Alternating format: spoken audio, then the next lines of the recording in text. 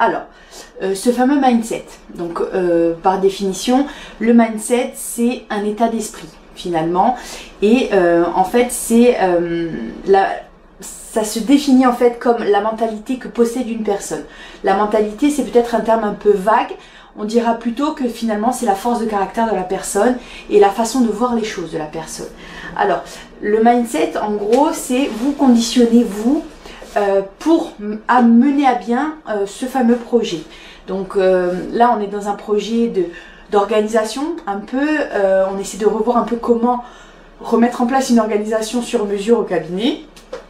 Donc vous êtes vous, comme on l'a dit, à l'initiative de ce changement, de cette nouveauté, parce que vous êtes l'acteur principal du cabinet, vous êtes au centre de tout, assistant et assistant dentaire, on est au centre de tout et c'est à nous de prendre cette initiative. Et si vous êtes en formation avec moi aujourd'hui, c'est parce que vous souhaitez justement améliorer votre quotidien et améliorer votre organisation. Alors pourquoi se conditionner, pourquoi cette tâche va vous être destinée, pourquoi c'est à vous de prendre les choses en main? Parce que finalement ces tâches auront une répercussion, toutes ces tâches auront une répercussion directe sur votre quotidien, sur vos conditions de travail finalement, et si vous apportez votre élément, des changements, de l'amélioration, et bien vous gagnerez vous en confort de travail tout simplement. Donc il y a une envie d'améliorer le quotidien de tout le monde, une envie d'améliorer les pratiques, donc de faire en sorte que le cabinet tourne mieux, dans moins de stress, dans moins de sensation de toujours courir après le temps, mais principalement dans le but de vous permettre à vous, assistants et assistantes dentaires, d'avoir un quotidien plus serein, plus organisé et qui convienne à votre façon de travailler. Alors ce fameux mindset, c'est d'être prêt, de vous préparer, de vous mettre en condition pour arriver à mettre en place cette organisation. Alors, il peut y avoir cette impression de « Oula, il y a énormément de choses à faire, il faut faire un audit, il va falloir recenser les listes des actes, il va falloir repenser l'organisation, faire des propositions. » Ce sont peut-être des choses qui pourraient vous faire peur, mais il ne faut pas. Il ne faut pas prendre peur, il ne faut pas s'inquiéter, il ne faut pas se stresser, pour la simple et bonne raison que vous avez le temps. Vous devez mettre en place une organisation sur mesure. A priori, on ne vous demande pas de mettre une organisation pour demain. Maintenant, prenez le temps de faire les choses et faites-les à tête reposée, en discutant, en échangeant, mais surtout en vous préparant au changement. Même si vous avez la meilleure volonté du monde et que vous dites, bon, allez, je vais changer l'organisation du cabinet, et que chaque matin vous vous dites, bon, oui, mais là, je ne vais pas avoir le temps de faire mon audit. Oui, mais là, ça ne va pas être possible parce qu'on a trop de patients. Le lendemain, non, je ne vais pas pouvoir faire la modification des plannings parce que finalement, je ne sais pas comment fonctionne le logiciel. Je ne vais peut-être pas pouvoir préparer des créneaux spécifiques aux urgences parce que mon praticien ne voudra pas, la secrétaire, ça va lui rajouter des contraintes, c'est pas possible.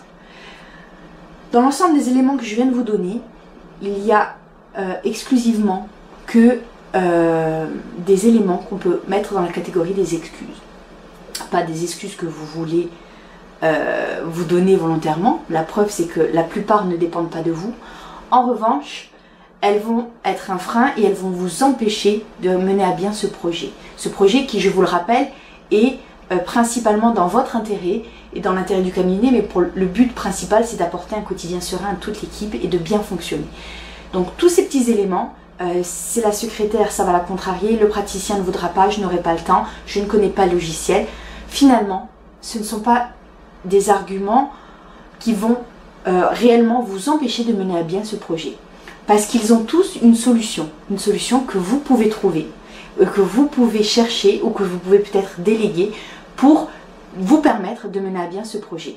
Voilà l'état d'esprit dans lequel vous devez vous mettre et voilà le mindset, ce fameux mindset de se dire peu importe quel élément je vais trouver en face de moi, mon but est celui-ci. Mon but est d'arriver à organiser ce cabinet, à permettre à l'ensemble de l'équipe de me suivre dans ce projet et d'amener un quotidien serein, un quotidien de qualité. Ça, c'est l'état d'esprit que vous devez avoir. Et toutes les excuses, tous les éléments que je viens de lister, finalement, ça ne sera pas des barrières. Ça sera des éléments que vous allez traiter et qui vont, en plus de ça, vous permettre d'amener un projet encore plus cohérent et encore plus sur mesure. Parce que finalement, la secrétaire qui va être réfractaire aux urgences. Si vous lui expliquez que en mettant des créneaux spécifiques d'urgence, ça va lui éviter d'avoir 10 personnes à gérer au téléphone, d'avoir 10 personnes qui vont se présenter pour des douleurs, de devoir faire face à ces 10 personnes parce qu'elle est finalement, elle, la première personne, la première à être sur le front et à accueillir ces gens face à la douleur et à devoir gérer ça. Si vous lui expliquez que vous mettez en place une organisation sur mesure qui va définir des créneaux spécifiques pour les urgences et que les urgences viendront uniquement à ce moment-là et vont lui libérer du temps sur le reste de sa journée. Peut-être qu'elle verra les choses autrement.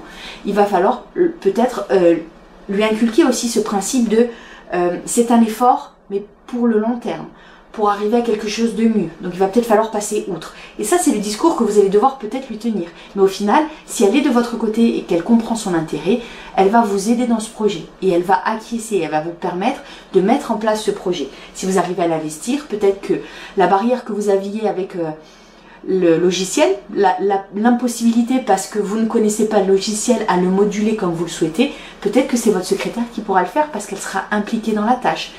Votre praticien, lui est réfractaire au changement, au fait que vous fassiez un audit parce qu'il veut à 400% avec vous au fauteuil.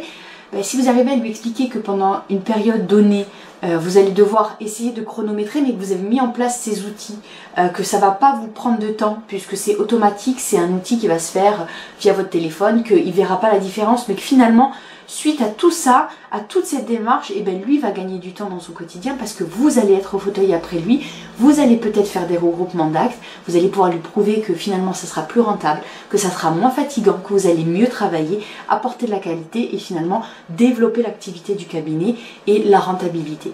Mais peut-être que si vous lui tenez ce discours, au lieu d'y voir un frein, que ça vous permet finalement de donner un argument supplémentaire, peut-être que votre praticien vous fera confiance, verra en vous quelqu'un qui prend les choses en main, qui veut proposer quelque chose de bien, qui a une idée de ce qu'il va faire et va vous donner la chance et vous permettre aussi de raisonner comment vous devez vous positionner. C'est vous qui allez mener ça avec l'aide de tout le monde, mais vous devez être la locomotive parce que vous êtes en train de suivre cette formation, on vous donne les éléments pour vous aider à vous organiser, donc finalement, prenez en main ce projet, mais mettez-vous en condition. Si vous repoussez au lendemain, constamment, vous ne vous lancerez pas.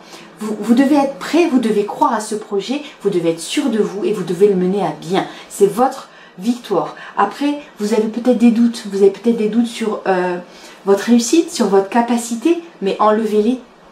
Tout le monde a une capacité interne à réaliser les choses. Vous devez en fait mettre toutes les cartes, toutes les chances de votre côté, parce qu'on ne vous demande pas quelque chose d'extraordinaire. Moduler un planning, peu importe qui, n'importe qui peut moduler un planning, revoir une organisation avec des outils, il suffit juste d'appliquer une méthodologie. Donc tout le monde est capable. Maintenant, il faut se donner les moyens, il faut y croire et il ne faut pas se trouver d'excuses ou alors laisser certaines excuses indépendantes de notre volonté ralentir ce projet.